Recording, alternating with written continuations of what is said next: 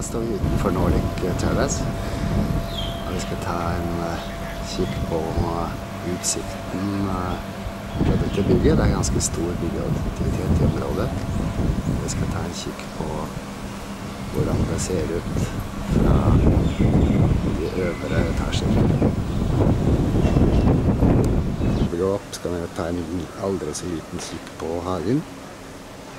Her blir det tettere og tettere og flottere og flottere.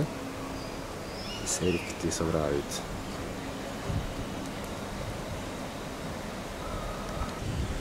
Og her ser vi da rett sol.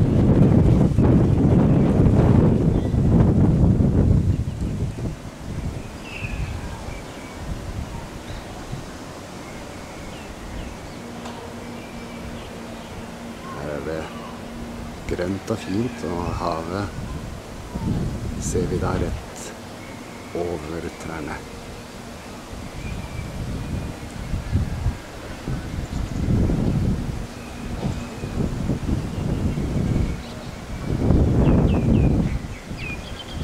Vi beveger oss mot nordenden.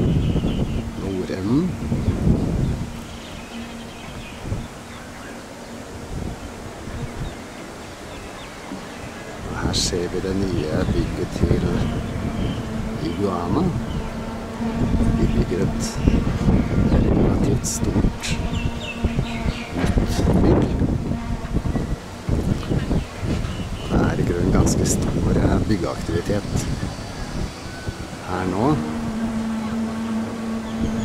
Akkurat nå er vi i den rolige timen mellom klokka 12 og 1.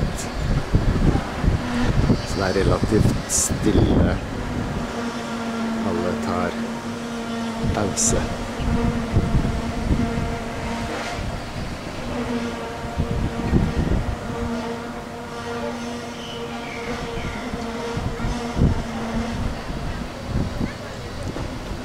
Her nede bor de da i 2 etasjer.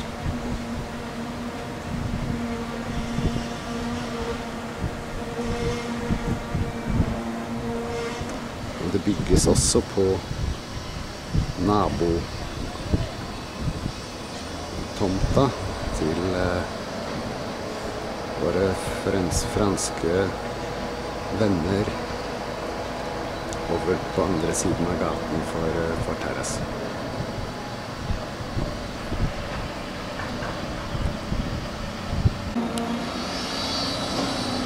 Ja, hvis vi ser nordover, så er det også faktisk byggeaktivitet. Etter hva jeg vet, så er det New Nordic som holder på med et prosjekt her. Men jeg er ikke helt sikker på hvem som har de andre. Det er kanskje 2 New Nordic-prosjekter.